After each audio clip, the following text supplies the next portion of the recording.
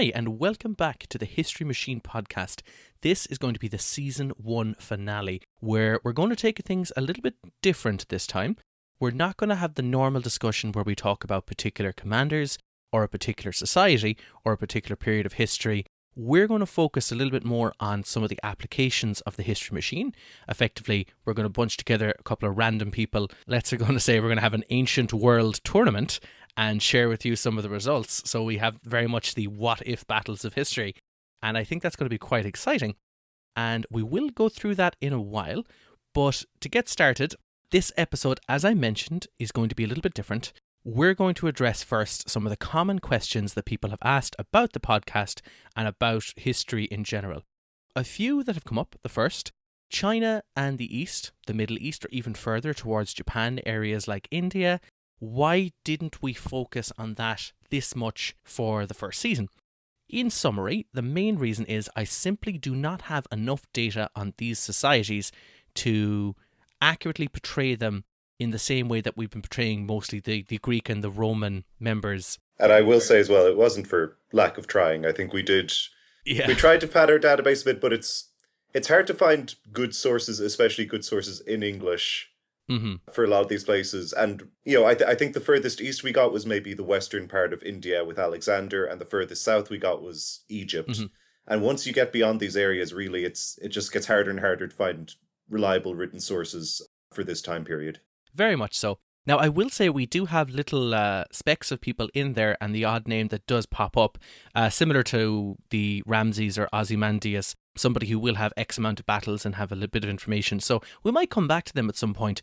But the further we go in history, the more that this problem is going to be corrected by itself because we'll have more information. That's the main reason that we don't really have information on China, the Far East areas in India, because even the samurai, and somebody saying, why haven't you come across them yet? And it's like, well, the samurai don't really appear properly until the 1500s. There's a bit of a gap till then. Another common question, this I have to say is one of the most common ones that has come up to us. It is the question on the Spartans. I have had many a person address that, you're doing a podcast about ancient history and you're trying to rank people through time and put numbers and facts and figures on them. How do the Spartans rank? What are they like? So I'm going to call this whole segment the Spartan Myth. The primary reason is it seems to be, from the information we have, from the results that are churned out, that the Spartans are pretty much bog standard, set your watch to it, average. They're not great. They've got no special secret sauce. A lot of it seems to be hype. A lot of it seems to be myth. And if you're kind of curious about Spartan or Lacedaemonian society, it's well worth reading up a bit about them, because the further you go down that rabbit hole, the crazier it gets. For example, it turns out that the Spartans, very, very likely, unless there's people who are unknown about it, but the Spartans probably had the highest percentage of slaves in a society ever. At times, it's in the high 90s as a percentage. Jesus Christ. Yeah. A couple of things to address about the Spartans as a whole. Number one, slave-based society. Dear listener, if you get a time machine and you get to go back in time and you find yourself in ancient Greece, don't go anywhere near Sparta for a couple of reasons. First is you're very likely going to be a slave. The second is, if you are not a Spartan, if both of your parents are not Spartans, and if they don't keep up their usual taxes and their mess contributions, they will be kicked out of the Spartan society. They will no longer be elites. Here's another little thing. There is no upper social movement in Spartan society. You can't be kicked out of the club of like the top level elites and get back into it. It's a one-way system. So that's why you can really see that the percentage of their soldiers or super soldiers or their lack of super soldiers just gets smaller and smaller and smaller. And even then you might think to yourself, well, maybe that tiny percentage that's left are incredibly fantastic. And I gotta say, that later, as other ancient Greek, like the Athenians and the Corinthians and the Thebans, that their regular professional hoplites, they're about equal or on par to a Spartan. There's no super advantage. As I said, there's no secret sauce. There's nothing brilliant about them.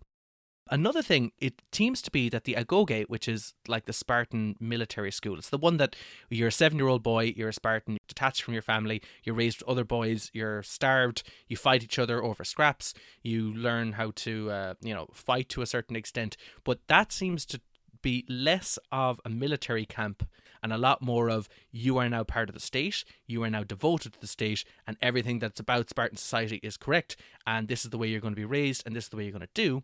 And eventually you have a final initiation rite where you go and you find a slave. In Lacedaemonia, these be called helots, and you kill one of them in the middle of the night, and there you go. You've done your rite of passage. They have brutal slave downputs. They do not work, and I mean no work. Spartans don't have any epic poems. There's no Iliad from Sparta. They don't have any mega structures. They don't build any kind of amphitheaters. Nothing significant. Sparta itself, the city, is just 5 small villages. They have no great works. They have no great poetry. They have no great art. They have no great music. They have no great literature. They have mediocre soldiers. They have an empire for a very short time, as we've discussed in our early episode in the Peloponnesian Wars, but that falls apart because they don't actually have halfway decent logistics and they can't keep people under control. They have a rigid, unchanging, super conservative political system, and it just seems to churn out people devoted to the state, a group or a society that is xenophobic, doesn't recognise the rights of other people.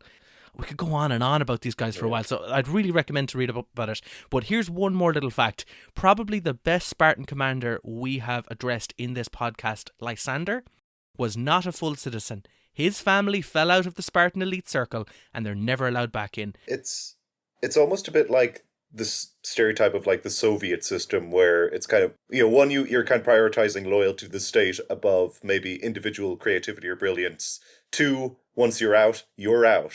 Yeah, that's it. You do not want to be in the bad books of the leading party. But the difference is, I suppose, Sparta doesn't have the numbers the Soviet Union had, by any means. And also, they had the, horrible slavery policy that the decadent Western nations had, in the 1800s. So it's the worst of every part of Europe over the last 300 years.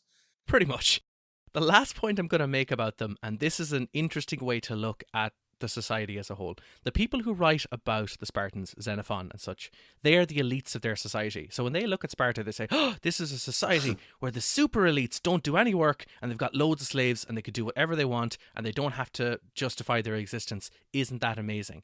Now, if you look at the percentages of the Spartan society, it would be like looking at the whole world and get the percentage of people who are millionaires, and that is the equivalent percentage who are in the top tier of Spartan society. So looking at Spartan society and kind of ignoring all the slaves and saying, everything was kind of relatively okay and, just let's ignore all of that and focus just on the Spartan society, would be like looking at right now and going, ignore, labor workforces and people in factories and, people who work in regular time jobs. Just look at these. I mean, I don't want to alarm you, Niall. I feel like the political system is having that shift right now, where a lot of people are saying, ignore all those. Let's just build whitewater rafting parks for the bankers in the middle of Dublin. Ignore the 10,000 homeless. It's fine. Yeah, okay. Maybe it does ring home quite a bit. Oh, okay. So yeah, is it a society that is just focusing on trust fund millionaires and saying, look at them, aren't they brilliant? So that's the Spartan myth. We might come back to it again at a later episode and talk a little bit more about their stats and or even lack thereof stats. So another question that picks up that I've gotten by a few people as well is, why do we focus so much on the Romans? And there's this very simple answer for that. We've got a lot of information. That's the first thing. And also, because of their military structure, the different stages of it, the developments of it, Latin culture as a whole and how it has expanded across the Mediterranean, if you were to look at the Roman military structure, you will see direct comparisons to obviously modern day militaries. They have an officer corps, they have a command system, and you just look at that and take it almost as a granted. You're like, yeah, well, militaries have that. Of course they do. Well, funnily enough, a lot of ancient militaries don't have that at all. The Roman system, what seems to have gotten them so far, is this top-down, bottom-up system of information flow, responsibility, a very good structure, a standardization of the troops. This is especially in the late Republic and early Empire. These people are armed with the same kind of equipment. It doesn't matter if you were a noble or a foot soldier, you're going to be trained in the exact same way of battle. You're going to have the same level of gear of equipment. You're going to have the same level of responsibilities. You are going to be part of a unit. You're going to, you're going to get paid a nice chunk of money. You're going to be a professional soldier. And that has to perform leaps and bounds over other unit types that exist around this time, who might have been militias or people who have very quick training programs to go from farmer to soldier. So, for example, the Romans, when they would do training, is like, we're going to get this farmer, we're going to train him up, we're going to get him to do some drills, we're going to get him to train with some wooden weapons, we're going to get him to train with equipment that is twice as heavy as the equipment he's going to use to build up his physical strength and stamina. We're going to get him to run, we're going to get him to work on the physical fitness, we're going to get him to start building, and constructing. They're going to specialize in something. So different sections of the army are like, we're the bridge builders, we're the dam builders, we're the people who are experts at trenches, we're the people who are experts at building catapults. All of that is going to be ingrained into that system. And in comparison, the early Greek states said, well, what do you need to know how to be able to fight? And they're like, can you dance? Yes. That's about enough physical thing you need to be able to do. So now I'm just thinking of breakdancing hoplites. So there's a huge difference, and that's kind of why we've focused a lot so far on the Romans. And spoiler alert, we're going to focus a little bit more down the line on them as well, because these wonderful legionnaires are going to carry their way through to the Common Era or the AD, whichever is your preference.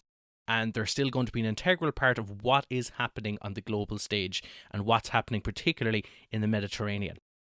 Depending on your point of view on what you do and don't consider continuation of the Roman Empire, they're hanging around till the 1400s.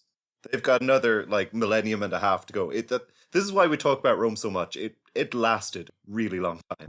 Really long time, yeah. And hopefully we'll be talking a lot more about China as well down the line. Once I get my hands on some better information and chat to some more people about what are some pretty accurate and useful sources, because China as a whole has that same kind of continual structure. But there'll be times when we delve into people, this wouldn't be for quite a while, but look at the Mongols and the rise of other nomad warriors who China have a big problem with for most of their history, and that's when we're going to see a lot of Chinese commanders really shine. But that's not for a little while, when we get a little bit more information and have a lot more that we can plug in.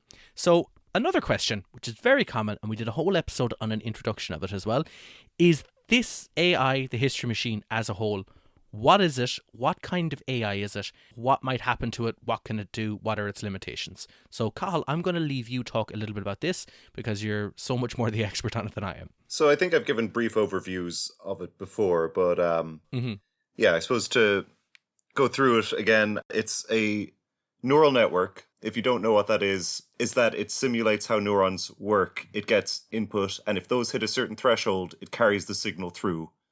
And those get fed through a few different layers, and in the end it spits out an output. So for the history machine, those inputs are stats about different battles.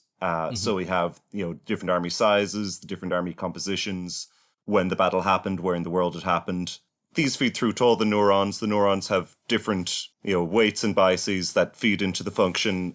These functions spit out numbers between 0 and 1, and then they go through to a series of outputs, which basically are our values for what odds the history machine had for each general winning, how many casualties they'd expect the average general to have in that given battle, and so on. And currently the way it's trained on that is it uses a backtracking algorithm to just go through the database we have until it gets more and more accurate answers. And this is something I think we have hit upon a few limitations, and I think before season 2 I might make some changes to the history machine. So we will probably have version 2.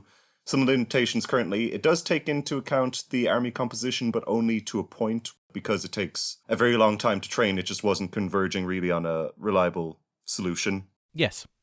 That combined with just the overall training time means I think I might move towards using a genetic algorithm to train it, which another term kind of borrowed from biology, but this is basically you make a big generation of neural networks with different rules, different weights, different biases going into the function. The best ones survive. They pass on their values to the next generation, and you keep going through that. I think mathematically, it's not as perfect as what I'm using now, but for the practical limitations of the computing power on my computer, it might just come up with a better solution faster. And if it does, hopefully that'll enable us to get more in depth with having it respond to army compositions and a lot of the kind of more complex factors of the battles that it's currently not fully taking into account. Well, that's fair enough. Right now, it does produce quite a bit of information, and it does have a lot, but as you were mentioning, unless we're able to run it for a very long time with a lot of computational power and with even more data points, so we're talking millions and billions of data points, that would be ideal, but the logistics of that is just a little bit too out there. A modified version, a genetic neural network, would probably be the best way to go with it as an update. And I imagine that kind of modification to it is probably going to readjust where people rank to date so far from the earlier database as well on top of that. Yeah, it should do. I think we'd have revised numbers for all the pre-existing ones. Okay, so those are the most common questions that we actually get. We'd be very delighted to address other ones if you want to contact us. You can actually reach us on Twitter at Machine History or on email at historymachinepodcast@gmail.com, or you can contact us on the website historymachinepodcast.com, and we'd be glad to get back to you if you have any other questions on it. But by far, these were the most common ones, and we just thought it might be nice to address them. So where are we going to go next with this? So the first thing I'm going to mention is we're going to add a certain amount of time, not quite specified. I'm probably going to aim for about 500 years and a certain amount of battles.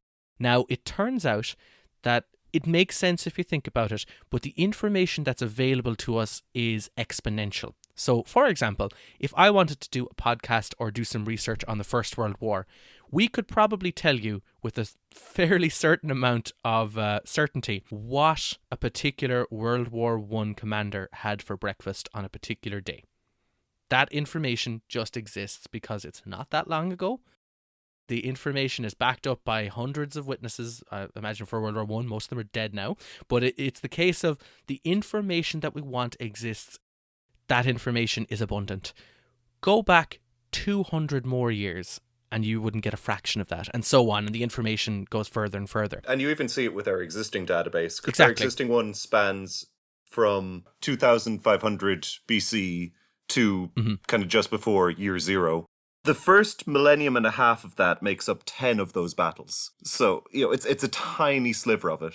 Once you get into 400 BC, 300 BC, anything more recent than that, and that's taking up probably, well over half. Yes, very much so. And that is another reason why we focus very heavily on the Greeks and the Romans, and it's because the information exists and was there and has been researched and studied. But that trend will continue, as in the more information, we're going to look at people like Attila the Hun, and in comparison, we had earlier nomadic horse archers that we know little to nothing about, but this person will step onto the world stage and will know a lot more about his army composition, the kind of technology they're bringing to the stage, and that's just because it is closer to our current time. There is a less chance of information being withered away and not existing. It's effectively copied from generation to generation.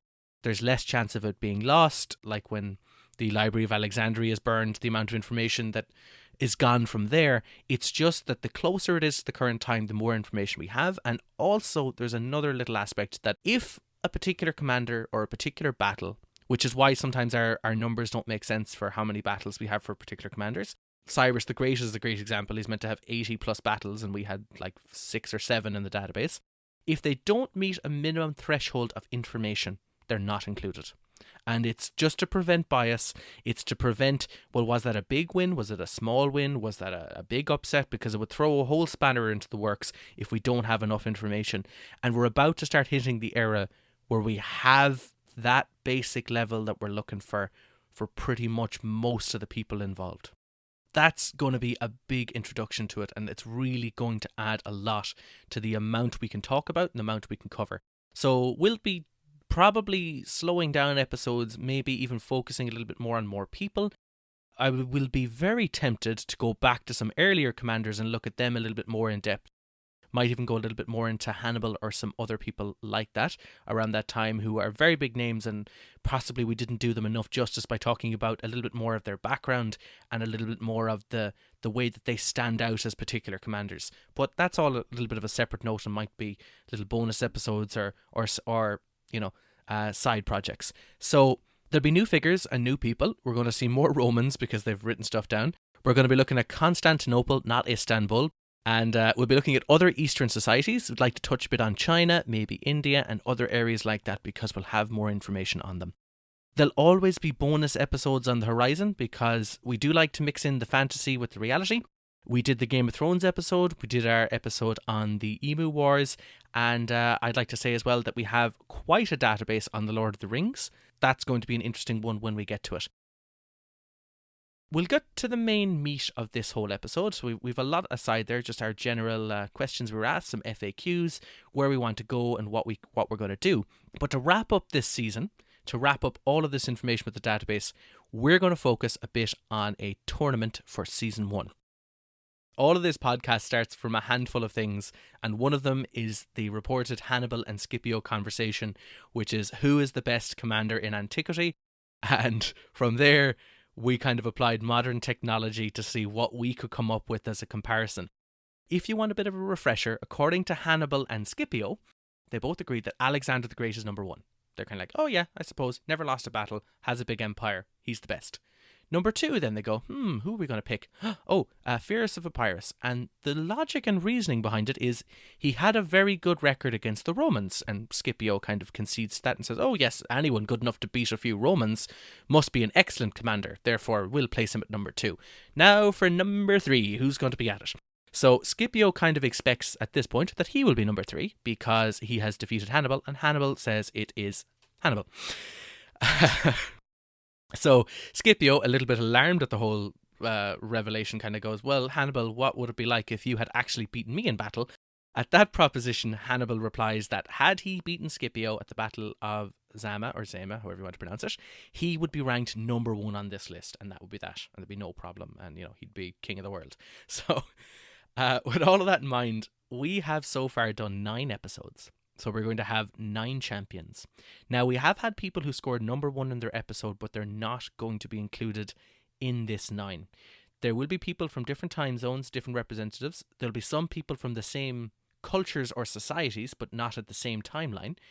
We will use the median army that each of these people used. Now, if you're not familiar with statistics, or you've just forgotten, what's the difference between the average, the median, the mode, the so on. So the median is what is the middle army that you use. So if you have an army of 10,000 troops, 100,000 troops, and 50,000 troops, the median is that 50,000 mark. It's what is the one that's right in the middle of the numbers you use. And the reason for this is because occasionally you will have battles and they're just small skirmishes or raiding parties, things like that, where they're leading maybe 100 men or something, and the average gets thrown down so much by that, and it's not representative when, they might have 3 other battles where they're using 30,000.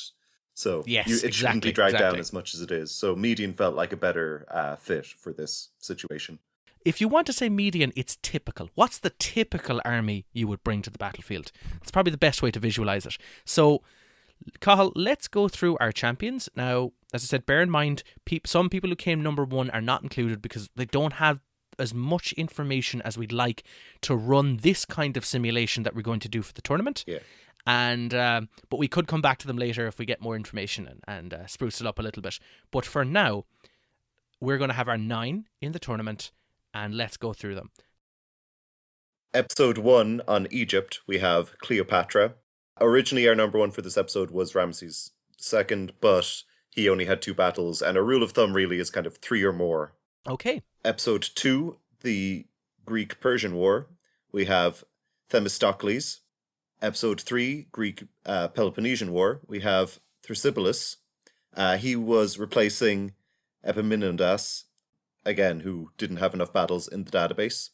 Yes, he just didn't quite make the mark in terms of, we have a lot of information about him, but it's not enough for this simulation. So unfortunately, as kind of awesome as he is, and I'd love to see him in it, not enough information for this simulation. Coming in then for our episode number 4, Cathal. Episode 4 for the Punic Wars, we have Scipio, who just bringing back to the question between him and Hannibal, the History Machine decided that Scipio was better than Hannibal, and also better than Alexander the Great and Pyrrhus. Because really, like, he took on the harder, Alexander won all his battles, but he had battles that he knew he could win, is basically how the History Machine saw it. I wish I had a time machine to go back to that possibly fictitious meeting just to add some more salt to Hannibal's meal.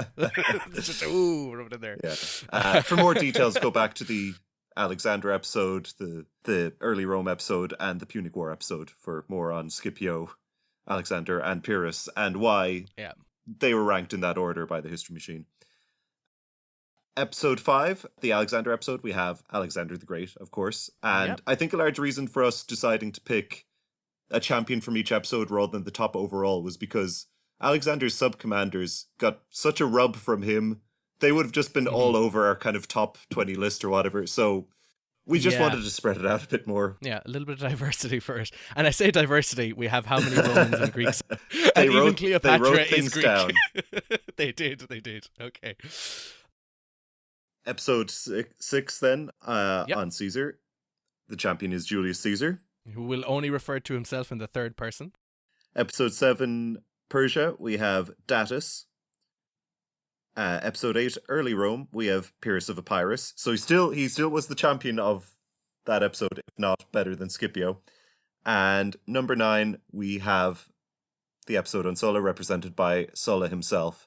And as mentioned, this doesn't come down to just straight up wins over expectation, because this also factors in, as we said, what their median armies are, as well as what their odds of commander kills are. So obviously, in this tournament, if they kill an enemy commander, that enemy commander is out of the league for the rest of that simulation round. Yes. Okay, so listeners, I'd like you to imagine this is kind of how this simulation would work. It's very fantasy, if you want to look at it. But it's each general is going to fight each other general once. Imagine that they've deployed their typical army and they're ready for battle, and there's some kind of time warp existence, and they're brought to this open plain field that has the ocean by one side to account for some of possible naval ships they might have brought, and they're about to do a battle to the death, and we're going to see who's going to win and what's going to happen. So there are going to be some armies that outnumber other ones, but this is going to be a benefit of, if you got a great record, if you're going to do very well, there's a certain amount that has to be attributed that you're able to bring that many men to the battlefield, or that your society that has propped you up is able to provide that for you. So that will give an obvious advantage to some people who have more legionnaires than others, or people who have more troops than others, and will help explain some of the results and some of the facts and figures. But in reality, it's very much that each general is going to have like a hypothetical battle against every other general in a round-robin tournament. So everyone fights everyone at least once. So, Cathal, if you want to go through some of the other information about it, just the general rules. The tournament rules. The tournament itself is a basic league format. Each general fights each other general once, and the winner is whoever wins the most of those. The league is rerun 100,000 times, so it's 100,000 simulations. So 100,000 tournaments, not even 100,000 battles, 100,000 times this 9 everyone takes on everyone at some point tournament happens. The match order is randomized each time. As we'll get into, some generals are more prone to killing other generals than others. Yes. And, you don't want to be first up against certain people every time, because there's just a really high chance you'll die, and then that ruins your chance at the rest of the tournament. So in each match of the tournament, each battle of the tournament, 3 random numbers are rolled. The odds for the first team to win, lose, or draw. The odds for General 1 to kill General 2, and the odds for General 2 to kill General 1. Odds to win, lose, or draw are calculated first. So in other words, a general can win a battle but still die in it. Both generals can be killed in the same battle. A bit of a mouthful there, but the idea is, so in each match, there is a random number rolled, 1 of 3, and it will be for the first team to win, lose, or draw based on the odds that they've got. Do they win the battle? The second will be, do they kill the enemy commander, and do they get killed themselves? Yes. So those are the first big 3 things. Okay. So in this situation, Cathal, I'm correct in saying both generals can be killed in the same battle. They can be, yeah. Because there are examples of battles, and I think even in our database, where the winning side, their own commander dies. If I said, Cathal, and I'm sure you can clarify this, if I said a general is killed in one of their battles, For the remainder of the tournament, they're gone. Remainder of the tournament, they basically award a walkover to every other general. They lose all their future matches, unless another general who's died, in which case that's marked down as a draw. With all of this information, there's going to be 100,000 tournaments, not 100,000 battles, but 100,000 tournaments where everyone fights everyone. There might be the odd percentages where people die or survive or kill and be killed. So there'll be certain tournaments where everybody lives. There'll be tournaments where almost everyone has died, and there'll be everything in between it. So we get a nice big spread of information. Theoretically, everyone could die in the tournament. That but then no one wins. Well, if you get one of them winning the first couple, it depends when they get killed, basically, and how many draws are rewarded afterwards. To clarify some of the turns that we're using, so winning the tournament is placing with the best number of wins compared to all the other generals in that round. Wooden Spoon is doing the worst, coming last place. Grand Slam is winning every single battle, so they're 8 wins out of 8. Yes. Getting swept means the opposite. They lose all 8 of their battles. We have a typical placement from 1st to 9th as well. We'll have the number of typical wins, the number of typical draws, the number of typical losses in the 100,000, the number of times they should kill a commander, and we also have the number of times they should have died. There's a percentage of times when they win the tournament, but upon winning the tournament, they have actually died in the process. And there's the number of times when they win the whole tournament and they also get to survive. So we're going to look at this tournament with these 9 people in depth for the 100,000 tournaments where everyone takes on everyone with the rules that we have explained. And coming in at last place for this is Cleopatra. A little bit of a backstory about Cleopatra. She's much more of a politician than a commander. She did kind of have battles with Caesar, as in Caesar on her side. Her army is particularly small. It is a Macedonian army, which would be like an Alexander the Great styled army. But the median or typical army that she would take to the field is actually an army used for a civil war. So it wouldn't really be up to full capacity, possibly, than what some of her other contemporaries are bringing here to this tournament. So with that in mind, I'm going to just call out some of Cleopatra's figures to see where she really stands out and where she really falls down. So for example, she'll only win the tournament 1.6% of the time. Pretty poor. She will lose the tournament just under 20% of the time. The amount of times that she will Grand Slam, which means beat every single other general, is 0.02%. She will be swept, which is beaten by everybody in the tournament 10 times more frequently than that, so 2% of the time. She will average 6th to 7th place, typically 6th. It's 6.46 to be exact, but it's 6th or 7th. She should win 2.68 battles, but the standout figure she has is she will kill a commander in a tournament 17% of the time, but she'll also die 17.13% of the time. Now, that seems to be one of her standout scores. It's particularly good. Considering, as we said, she's more of a political figure, that's actually quite impressive. Yeah. So, Cleopatra coming in at 9th, a pretty decent score for what she's bringing to the table, especially army size and wise. Yeah, I think she fulfills the ideal role for the last place in any tournament, which is that, she is last across the board in wins and topping it, and she comes last most often, she gets swept second most often, but she is in the upper half of enemy commander kills, so she will spoil it for someone else a good portion of the time. She has a good chance compared to many others of taking someone else down with her. That's fair enough. Okay, so coming in this tournament at number 8, representing Persia, Datis.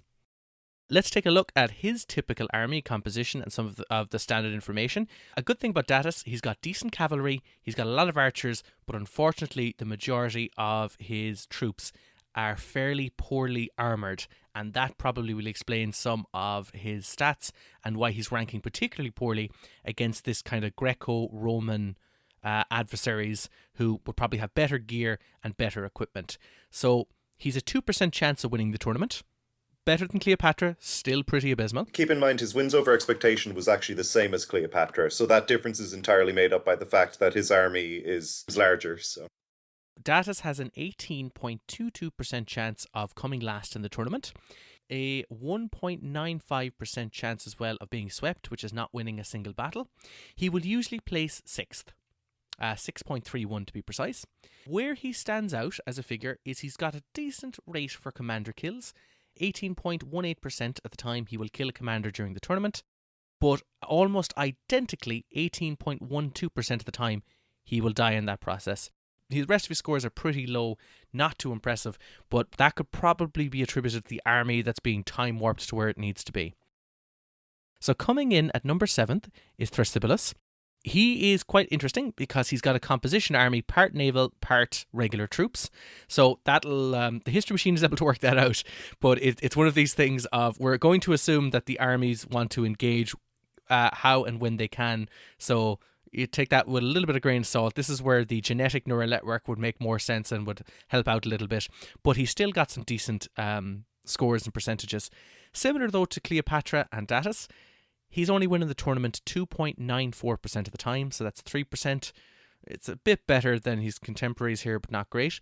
He will come last with the wooden spoon at 14.05%. He will Grand Slam 0.05% of the time. So these are all still pretty poor scores. But his standout percentage, which is particularly good, actually quite good, is the commander kill ratio. So it's 30.30%. So he's actually got a very high chance of killing a commander. Second highest of these, yeah. Second highest. We'll come to the highest in a moment. But his actual percentage of being killed in a tournament is 15%. So he's twice as likely to kill a commander than be killed himself in a tournament. So that's his real standout figure.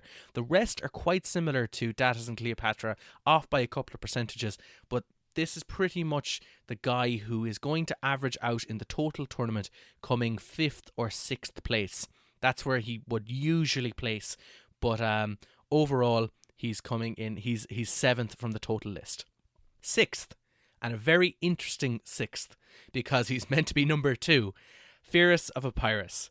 Pyrrhus is a descendant of Alexander the Great.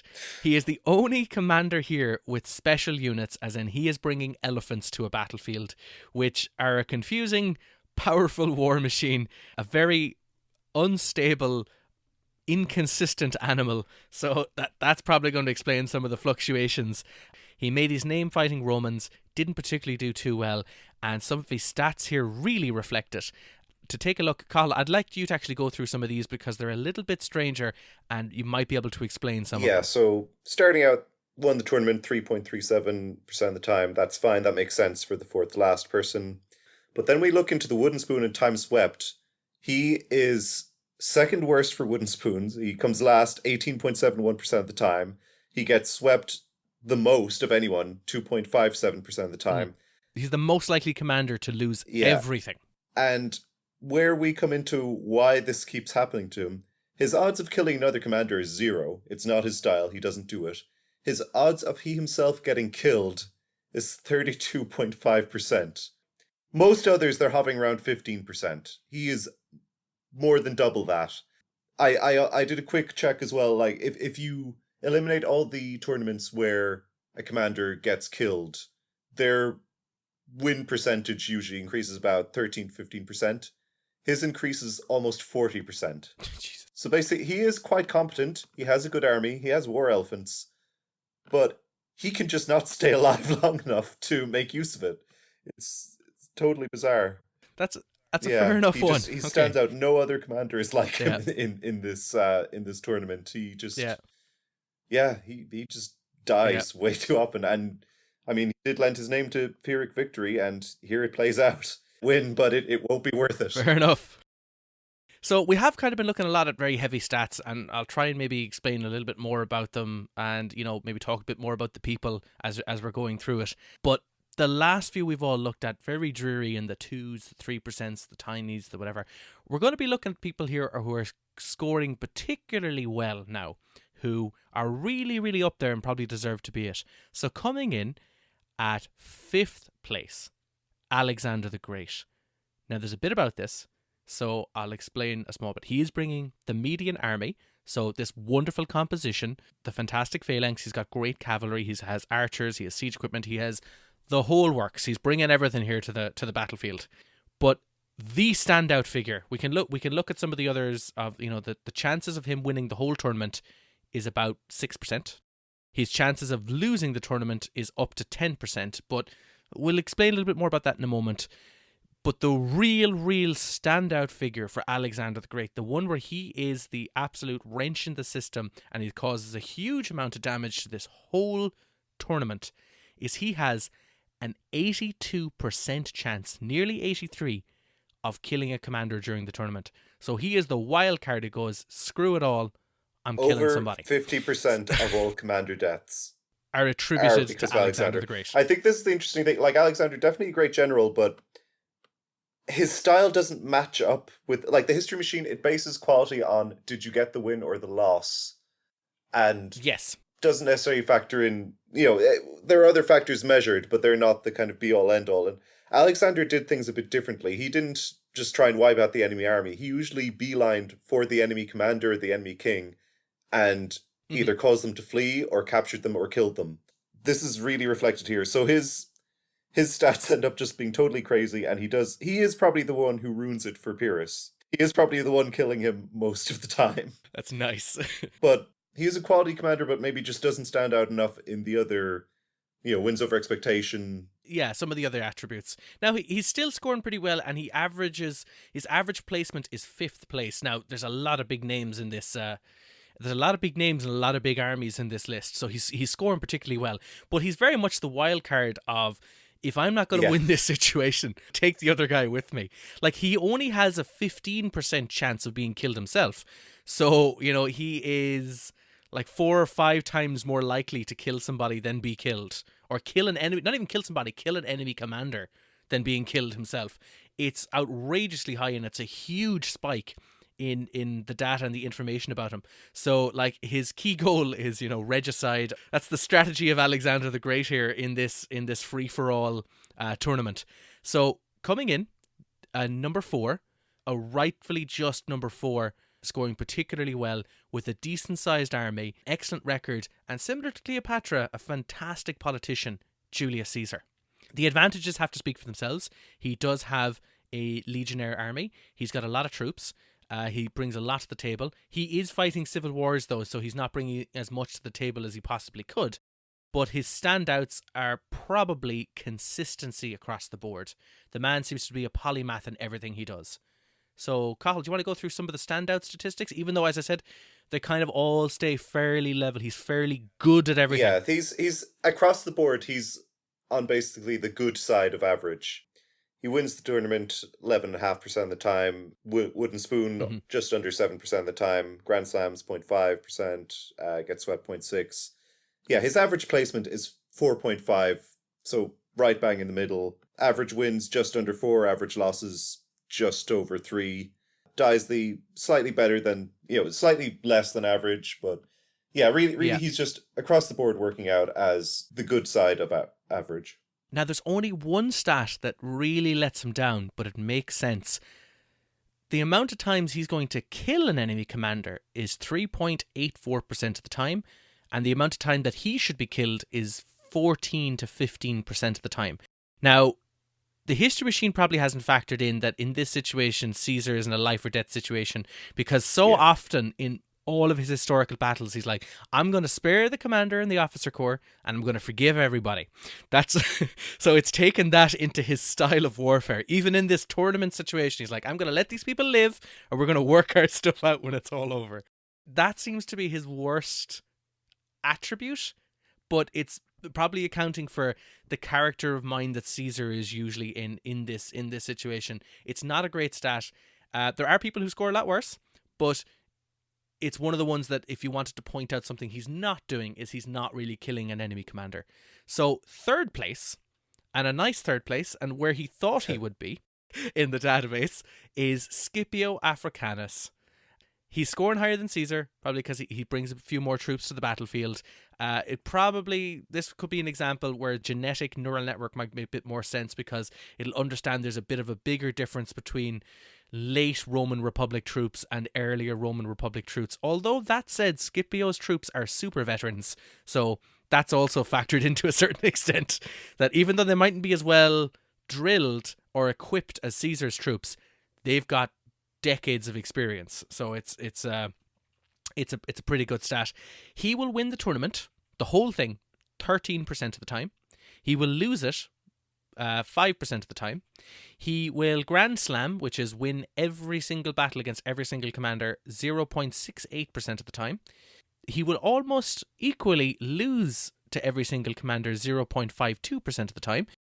A lot of what he does, it's like Caesar, but just a bit better, a little more tightened up. Yes. And I think the best example, we have of this is the commander kills for his death. Like Caesar, he doesn't really kill the enemy commander. It's negligible. Enemy commander. But he dies less than any other commander. He only dies 13.4% of the time. I was going to say, considering we got a rogue Alexander in this situation, just killing everything he could get his hands on. Okay, so second place, and this is an interesting second place because he's never mentioned in the Scipio or Hannibal factor, and also because he's a naval expert, Themistocles. So Themistocles definitely has an impressive military record, and he scores incredibly well. And he's got a wonderful win over expectation rate, which is reflected very well in how well he's managing these Greek troops. Now, once again, this might lead back a little bit to the neural network. If it was a genetic neural network, it might, not favor his troops as much. Being naval troops, it assumes he's got a world-class navy. He probably doesn't. So that might explain his little bump here. Before we kind of get into Themistocles' stats here, you're going to have to use your imagination a bit for the scenario, because most of the other generals we've mentioned, with the exception of Cleopatra with smaller army, most others have in or around 30,000 infantry, 5,000 cavalry. That's about it. Themistocles has none of those. He is coming in with a bit under 300 ships. We're talking about an era where ships didn't really have that much in the way of projectiles. It was more about ramming. So yes. I think my theory, as you said earlier, imagine that all these people are kind of, through time machine, just dropped into this location. I think maybe the ships are just landing on the enemy area. That's the best I can do, imagining how this works out. But he wins a lot. He wins a lot with this setup, even though I can't really picture how it's going to work. Now, I think it might, the history sheet might have accounted for it, because we do have some battles that have had naval against infantry engagements. And, there's a certain amount of the guys get off the boats and fight them. But I like your idea. I like ships falling from the sky, crushing the enemy. And it probably does explain his high, maybe, shock rate and win rate. But his win percentage here, he'll win the tournament based on his skills and his commanding ability, 24% of the time. Big jump from third place there. Big jump. So he's a solid second place. He will lose the tournament just under 4% of the time. He's got a Grand Slam percentage of 1.97%, so that's he'll beat everybody nearly 2% of the time. Particularly good. His placement, he will typically come third. Almost all the time, they will look at Themistocles and say, he's came third. He will win 4 of the 9 battles. Rounded up to 5, it's actually 4.71. He doesn't really kill an enemy commander, not his style. It's approximately 0%. He will die, though, about 15% of the time. It expects him to die about that.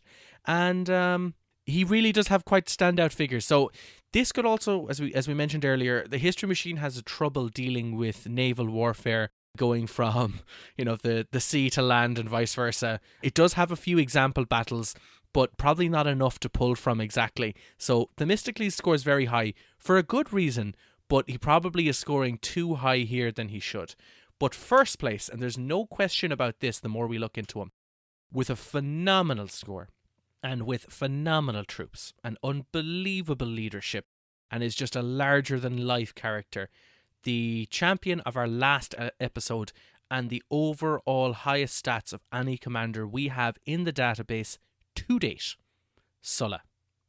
Sulla will win the tournament.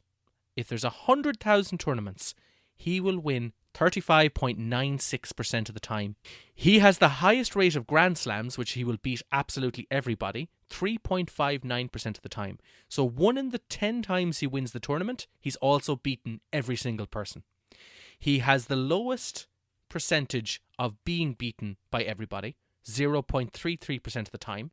He will on average place second or third. He has a reasonable commander kill ratio of 5%. His death percent is similar to other Roman commanders, 14%.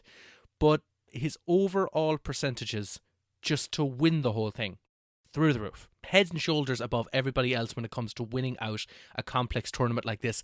And it makes sense because he has a professional army and he did win 2 civil wars.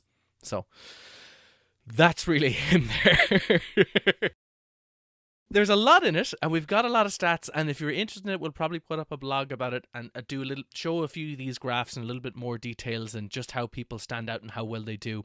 But our champion for Season 1, with the total scores and in the magical tournament where people are transported to a realm where they all get to fight each other and relive that tournament 100,000 times, Sulla is by far the betting favourite. No questions asked. There's a reason we saved him for the last full episode of the season.